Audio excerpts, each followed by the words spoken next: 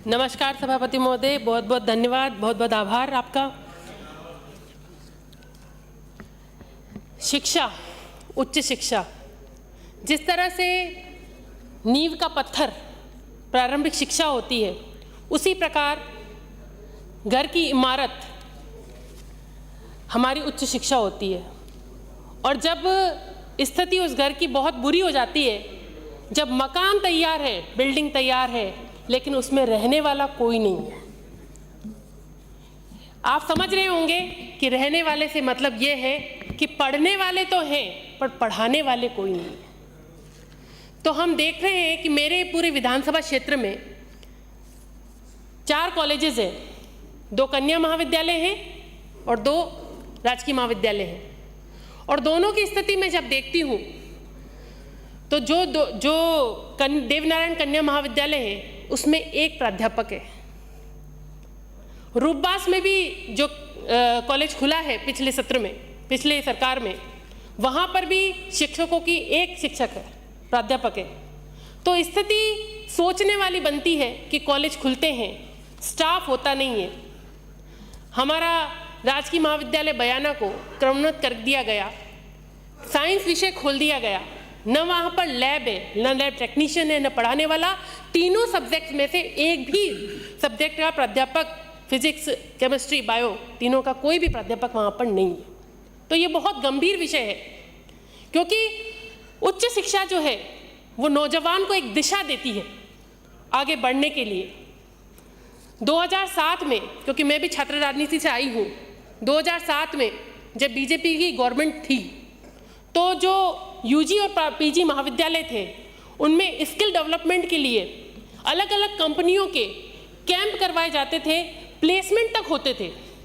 लेकिन इन विगत वर्षों में ये चीज़ें ख़त्म हो गई और ग्रेजुएशन करने के बाद, पोस्ट ग्रेजुएशन करने के बाद नौजवान सोचता है अब क्या करूं, सरकारी नौकरी की तैयारी करूं कि किसी प्राइवेट फर्म में जाऊं या प्राइवेट नौकरी करूं। तो एक दिशाहीन भविष्य हमारे देश का हो रहा है। जैसा कि स्किल डेवलपमेंट के बारे में बहुत सारी चीज़ें इस बजट में कही गई, तो मैं ये कहना चाहूँगी, हमारे डिप्टी सीएम साहब यहाँ बैठे हैं, वो भी एक संघर्ष वाले जीवन से यहाँ पहुँचे हैं, तो उनको मालूम होगा कि गरीब, जो वंचित वर्ग है, उनके बच्चे कैसे पढ़ाई करके महाविद्यालय तक पहुँचते हैं। और जब वो पहुँचते हैं और उनको रोजगार के साधन उपलब्ध उस एजुकेशन से ना हो तो वो शिक्षा बर्बाद हो जाती है। तो मेरा आपसे विशेष निवेदन है कि स्किल डेवलपमेंट के जो प्रोजेक्ट्स आप बना रहे हो, स्किल डेवलपमेंट की जो बात कर रहे हो, वो साधारण जो एजुकेशन होती है आपके ग्रेजुएशन या पोस्ट ग्रेजुएशन, उन कॉलेजेस में भी स्पेशल प्रोग्राम बनाए जाने चाहिए। साथ ही मेरे यहाँ पर कॉलेजेस में जो देवनारायण कॉलेज, गर्ल्स कॉलेज है बयाना में, वहाँ पर कई लंबे समय से कहा जा रहा है, मांग की जा रही है कि एक स्थायी सेक्शन बनाया जाए।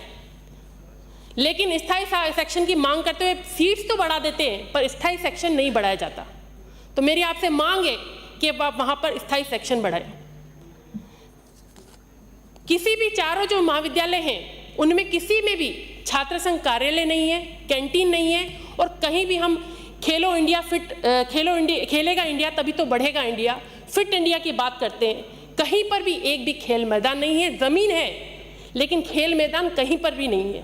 तो युवाओं को जो खेल में आगे बढ़ना चाहते हैं उनको पर्याप्त सुविधाएं नहीं मिल रही है। तो मेरा कहना है कि रूपबास और बयाना दोनों उपखंडों पर, दोनों महाविद्यालयों में से किसी का चयन करके वहाँ पर इंडोर आउटडोर स्टेडियम या मिनी स्टेडियम कुछ दिया जाए, जिससे युवाओं को खेलों की तरफ जाने का भी, अपनी प्रतिभा कौशल बढ़ाने का भी मौका मिल पाए। राज्य सरकार ने तकनीकी शिक्षा में भी हर ब्लॉक पर 20-20 महाविद्यालय ITI खोलने की बात कही थी, उसमें रूपबास उपखंड का भी नाम है। तो मैं निवेदन करूंगी कि आप रूपबास उपखंड में ये ITI खोलें, जिससे कि हमारे वहाँ पर खनन का भी क्षेत्र है और ITI के माध्यम से रोजगार के साधन भी डेवलप होंगे। साथ ही ये भी कहूँगी कि बयाना में पॉलिटेक्निकल महाविद्यालय होना चाहिए। भरतपुर जिले में पशुओं की संख्या भी अच्छी खासी है, और भरतपुर जिले की बात करूं तो मेरी विधानसभा क्षेत्र बयाना में 3.5 लाख के आसपास पशुधन है, लेकिन वहां पर वेटरनरी विश्वविद्यालय स्थापित करने की सरकार सोचे, ये मेरी सरकार से डिमांड है। अगर ऐसा होता है तो पशु पालकों को भी सुविधा मिलेगी और लोगों का ध्यान भी जाएगा। उस क्षेत्र में संभावनाएं हैं, उन संभावनाओं से हम रोजगार भी सृजित कर सकते हैं।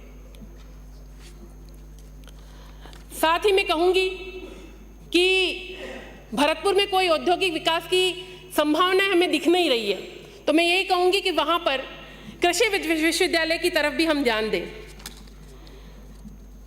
अभी कई सदस्यों ने, मैं जब से सदन चला है तब से कई सदस्यों ने कहा है कि महाराजा सूरजमल विश्वविद्यालय में कुलपति द्वारा बहुत सी वित्तीय अनियमितताएं हो रही हैं, तो उनका भी ध्यान दिया जाए। मुकेश भाकर, एक सेकंड, बस एक सेकंड, 2 मिनट वैसे ज्यादा मैं तो अभी रखो भाई, परिवहन की बात एक कंप्लीट कर दो, टेबल कर दो बात जो कहना चाह रहे, टेबल कर दो। एनसीआर में 10 वर्ष पुरानी बसें नहीं चलती, तो मैं ये कहना चाहती हूँ कि हमारे यहाँ पर 10 वर्ष पुरानी जो बसें हैं उनको कहीं और शिफ्ट 10 वर्ष से ज़्यादा पुरानी जो बसें हैं उनको अलग जगह शिफ्ट करके नई बसें वहाँ दी जाए, ताकि वहाँ रूट प्रॉपर हो सके।